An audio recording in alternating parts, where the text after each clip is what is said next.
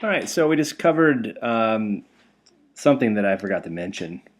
The type of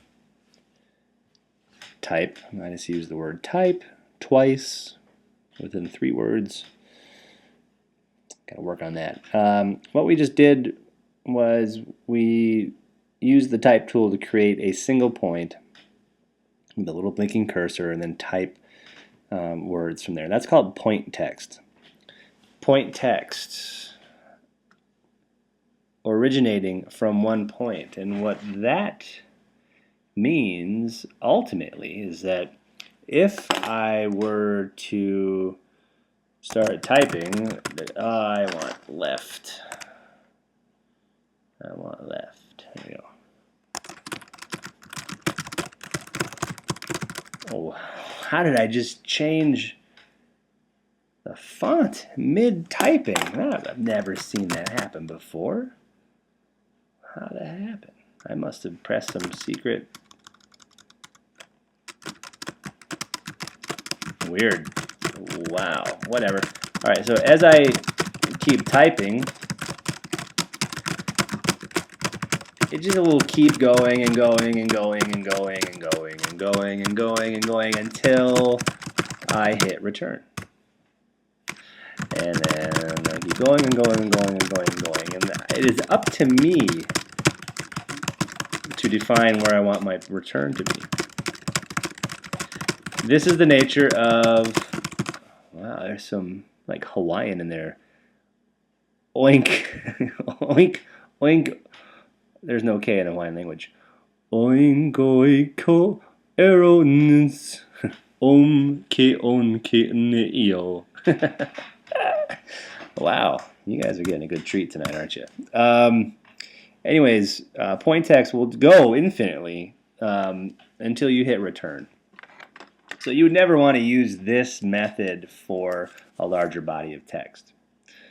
I'm going to select that text and get out of there. You want to use point text for times when you need to just give a few words, a headline, a single word, whatever. But as soon as you get into a situation where you're having more than one line, like in a paragraph, then you want to use the type tool in a different fashion where you actually define the area that you want to have your text in by clicking and dragging a box. So it kind of works like a like a marquee tool or a selection tool, something like that. You just with the type tool, you just click and drag and draw yourself a box. At this point,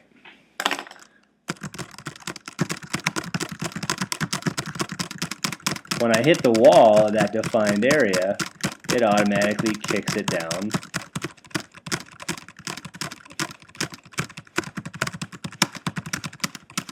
for me. At which point I may be done with my paragraph, then I hit return and start a new one, If I could really type this fast, that would be amazing. I think there's actually people out there that can really do this. And they have terrible jobs, right? God, yeah, I was hitting some buttons. I think I just decreased my font size in there, or at least something about it looks different. So area text is defined by a rectangle. We're going to end up getting into more defined shapes and interesting areas to put our text in. But for this is like just straight up columnar paragraph style text. There's some really cool things you can do with this if you're laying out some print, like in a brochure or magazine or whatever. And we'll get there towards the end of the semester when we get into our magazine assignment. But we're going to be staying fairly basic for the time being. The paragraph text now can work with some of these paragraph attributes in the panel here, where you can choose to justify it with a last line, a line to the left, or a line to the center, a line to the right, or just full justification where everything is just pushed so that it spreads the words out to the boundaries of your area text. But generally, you only use that if your design calls for it. If you have a very like linear, rigid kind of design, then you should try to explore some of those justification settings. It's very clean. It's very modern. It's also very journalistic. You see it a lot in newspapers, and you see it abused in newspapers too, where you'll have like the biggest spaces between words just because someone wasn't paying attention, or they really just don't care. They just want to get the story published before 4 a.m. or whatever. But it's hard to read. So when you see lines that are too spaced out, like if I go to my justification here, you'll see that there's like big gaps. And I gotta try to figure out what I can do to alleviate that. And sometimes it's kind of it might be going into some of the words that are responsible for that line or the line after, and start bringing in their tracking ever so slightly, or a greater number of words, like maybe in the line above it, and you start pulling in your tracking slowly to see, can you get to a point. It's not going to work for me because this word is so long with all these dots and stuff, but if it were normal type, then there would be a point where I would be able to pull in my tracking enough so that the words would start to shift and then fill in those gaps a bit better. And that is a part of the detail that you should be looking at when you're doing design and working with typography or layout or any sort of body of copy that you need someone to focus on and read and actually like retain something, not get annoyed or distracted or whatever. It's your responsibility as a designer to do that. Okay, area text. So that's the most basic form of area text. I'm going to select it, get rid of it. The other way that you can do area text is to actually use a shape. So a shape could be a square or an ellipse or a polygon, a star, or it could be something free form that you drew with your pen tool, which is what I'm going to do. I'm just going to kind of make like some sort of polygonal shape.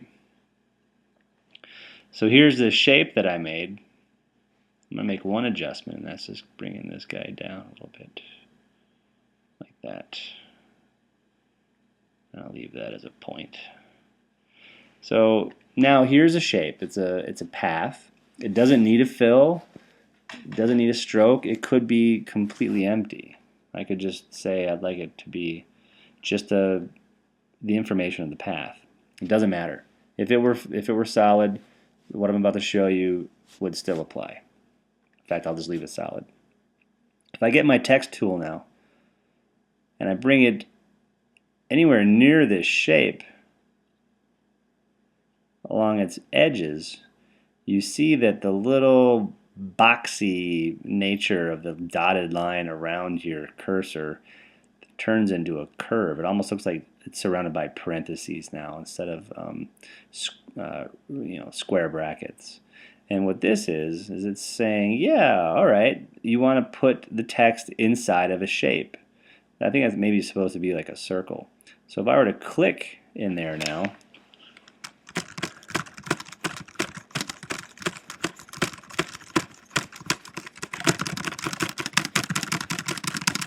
at this point, I had my stylus in my mouth. I'm going to select all, copy, and then paste, paste, paste, paste, paste, paste. It now defines its presence spatially by the shape that I clicked on. So it could be anything. It could be a circle, whatever. So here, this is really kind of a neat way to get into a different type of layout, more graphical layout, kind of breaks some of the traditional formal um, patterns and rules that we're so used to. And sometimes it can be done really well. Other times it's kind of annoying because you get into some tight situations where only a few words can fit, um, and so on. But if you can tell, I've got this. Let's zoom in a little bit. It's only going to help. Oops, it's only going to help a little. Undo. Down here at the bottom, I have this little red X, or a red box with a plus sign in it. It's not a red X. And that's telling me, it's like an alert that says, hey, there's more text that you're not seeing. So if this were text that I got from like a Word document, or I pulled off of a PDF or something like that, and I paste it in here, the only way that I can tell if I've got all of the text in that shape or not is by the presence of this little red guy. So this little red guy is saying there's more text somewhere else. So in this situation, I'd have to like maybe click on one of these points of this shape and kind of start shifting it around a little bit. Now I'm good. Now I got everything in there. No, I don't. Now I do. What if I go this way? There we go. So no little red box with a plus sign means that we have all of our text present. Everything that you wanted to be seen is now seen. So that's kind of a good thing to get used to seeing, is that little red X, because it allows us to make sure we're not omitting anything. And then later on, when we get into our magazine stuff, that red X, so not a red X, Greg. How many times do you have to tell yourself this? That little box with a red plus sign is going to be really handy for connecting other areas of text to each other. It's really kind of cool. So that's area text. And now the other thing you could do is you can have let me use a circle, an ellipse. You could have a path. And again, it could be at anything. It doesn't even have to be a closed path. It could be an open path. And now when I bring my cursor close to this path, I have to modify with a keystroke the cursor in order to tell Illustrator that I have different intentions than to fill the shape. What I'd like to do is I'd like to put my text around the outside of it. So if I hold down Option and I pass my cursor along the path, I get a different looking cursor. Now it's the little type cursor, but with this kind of line going through it, and that symbolizes a path. This is the shortcut for the Path Text tool. So if I were to click up at the top now, that's the starting point of my text. I'm going to say that I want it to be left justified. I'm going to increase my size to 60.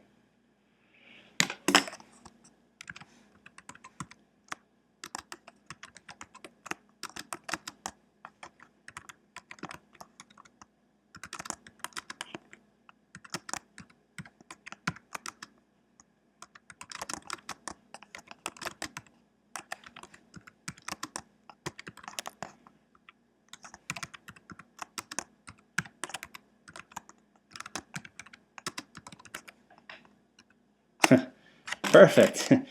Typing around a circle is so much fun, I can hardly control myself, So I was able to now get text to wrap around the new form and present itself in a different way, which can be really, kind of fun for typographic design, or for doing logos or crests or seals, all kinds of options.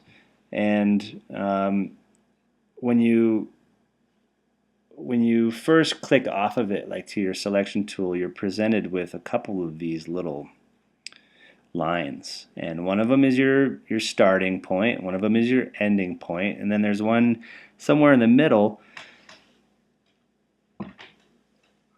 Any of these can be shifted so that your text finds a different way to orient itself. So if I grab the middle one, I get to just basically shift, myself around the circle so that I could start at a different point if I wasn't happy with where my text started. Or you can pull that thing on the inside and now your text flips and you're on the inside of a circle. So it kind of inverts itself. It's now oriented differently, and it's also a tighter space, so the text that I had that fit really nicely around the outside now doesn't fit in. It's too squished. It's overlapping. I'm getting some letters that are kind of running into each other. Oh, great! Now what have I done? Somehow I just moved my out or in point, my starting or end point. So here I'm pushing my start point, but my end point has not moved. That means that I've only got, I'm starting here and ending there. So these start and end points are kind of important. The middle guy also an important element to be able to shift the text around where you want it. So this is called path text. Area text goes inside of a shape. Path text goes around the outside of a path. If you were to click and hold on the type tool, you'll see that there are specific tools for this. There's an area type tool. There's a type on a path tool. Why don't they just call it a path type tool? They call it an area type tool and they call it a path type tool. They had to give us a whole sentence. And then they have the vertical versions of all of these, which would just change the orientation of your text to sort of be on its side. So, this, what have I done? I've clicked up there, and I'm going to click up there. This could be a more controlling way for you to get something like that arch that we were talking about. So you could kind of draw yourself an arch that maybe fits your logo better or something like that. At this point, then I can come over with my text tool and I could call it like the Crescent Valley Public Internet Cafe Company. I'm just trying to come up with some text long enough to go the whole way. This is now something that I have a little more control over because that path, as I know, I can select points with my direct selection tool, and I can reshape this thing to get something more for what I'm looking for, perhaps. And I have lost my, look at that. There we go. So sometimes that warp text, like I showed you in the earlier video, is easy and quick and does its job, but other times you're going to want to have a little more control over, the path. Hello. Or play around with funky. What happened there? Okay. Well, that was fun.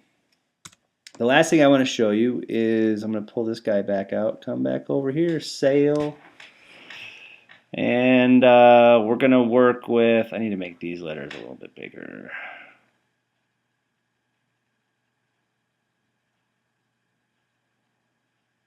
That might do it. All right, so I'm going to get into a little bit of like customizing your type, and this is a step that is pretty awesome to take, but you got to be sure you're ready to do it. And I have a good friend who's an amazing illustrator and designer, and one of his strengths is his logos and his sense of typography. And anytime I'm doing a logo or something that is where text is a really important element, I always run it by him. And the thing that he was always saying to me for a long time was like, man, you got to do something to that text to make it your own.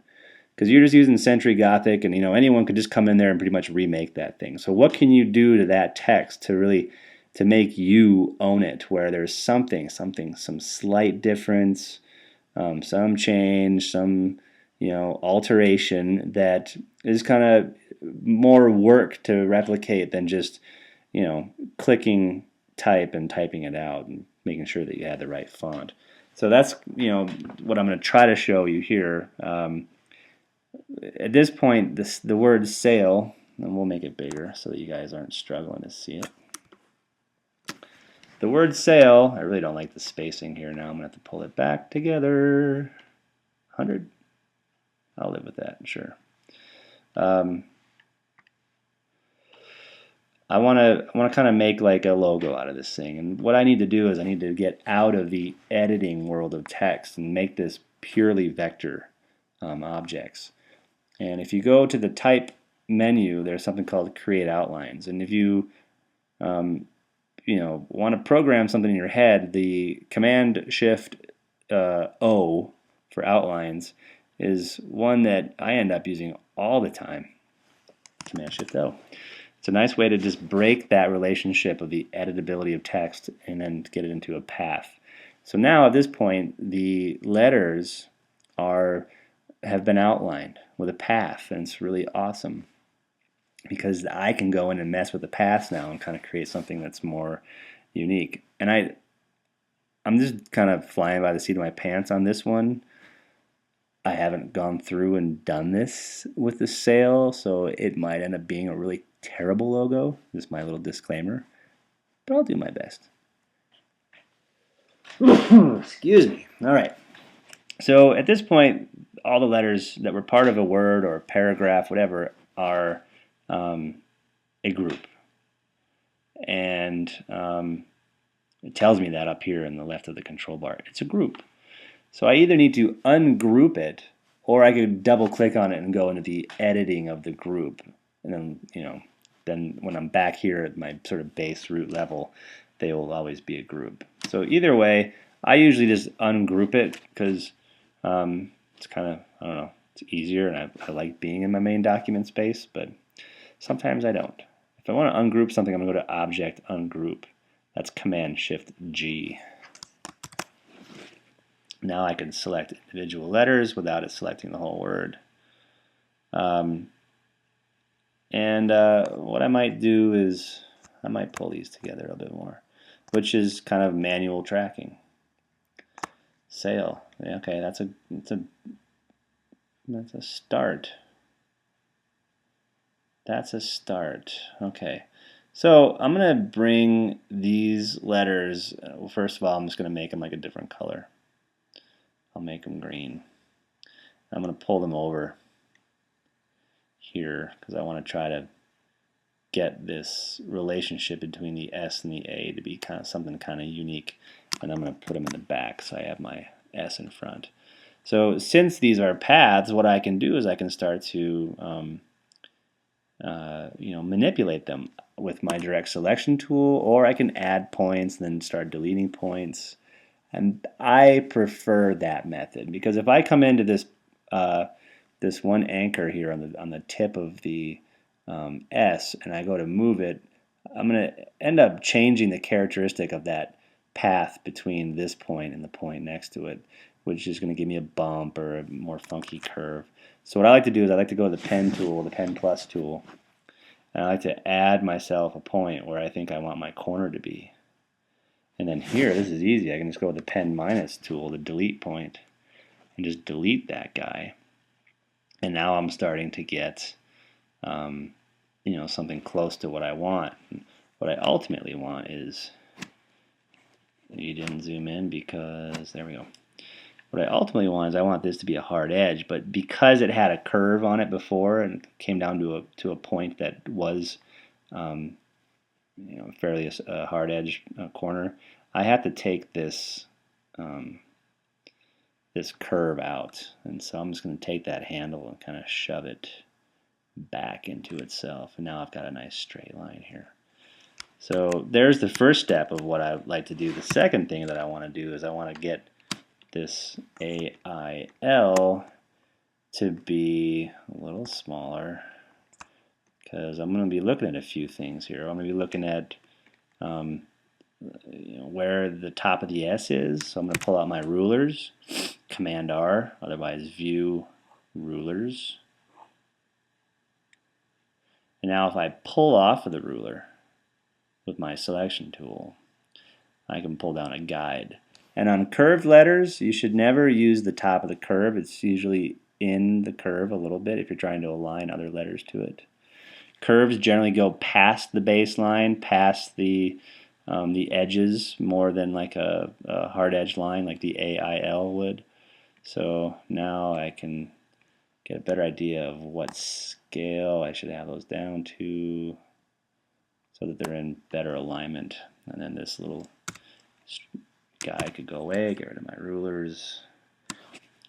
I don't know. I'm thinking that's still not really working. Well, all kinds of ideas are coming to my head. Maybe the top of the A should come down. Uh-oh. I'll grab my S. To that point. You know, maybe it should come down and go across there. I'm not really sure I believe that either. But whatever. I'm not really doing a logo piece right now. I'm just working with type and showing all this jazz. Now, I've got this A where it'd be kind of cool if the descender of this A were to come down and kind of match the angle of that part of the S, which kind of works in my favor. It's kind of a straight point there. You know, so now what I've done is I've modified my letter forms. The S now has a more angular hook at the top. The A also extends down below the baseline, has an angle on that stem, and you know, it's something that has taken some time. It's I don't like it at all. This is, you know, I would never buy this logo from somebody, but you get the idea. You know, maybe the S would carry down and like, no, that'd be just too weird. But you can do really crazy stuff like grab, that and have it like come all the way through. Now we're talking like money, sort of the money sale. But you know, you'll see this done a lot where all of a sudden, you know, you've got like some funky ascensions and descensions of letters. I'm not minding it so much anymore. I think that this letter's too bold. I should have stayed with a weight similar to the others. But like I said, this is just for playing with text. So creating outlines, pretty epic when doing typography work, logo work. You know, cool headers or headlines or whatever. So work on that. Your exercise now is to practice everything that I went over. You should be comfortable using any of the types of type that we went over, so point text, area text, path text, and then converting to outlines and modifying your letter forms. You know, if you need something to do, make a logo. Make that your homework. Don't turn it into me or anything like that, but you know, try making a logo. See what happens when you get in there and start messing with these relationships between you know, letter forms and positive and negative space and all that jazz. So that's it for type. Is there anything else on the type that I'm doing? No, not yet. Not until we get into magazine stuff. Now, there's no assignment this week. This is just kind of a week to get back into some new stuff. You just turned in an assignment. You just had a midterm, so I won't demand too much out of you at this point. Next week we will have a new project. We'll be getting into some new territory with that as well. All right, so we'll talk to you later.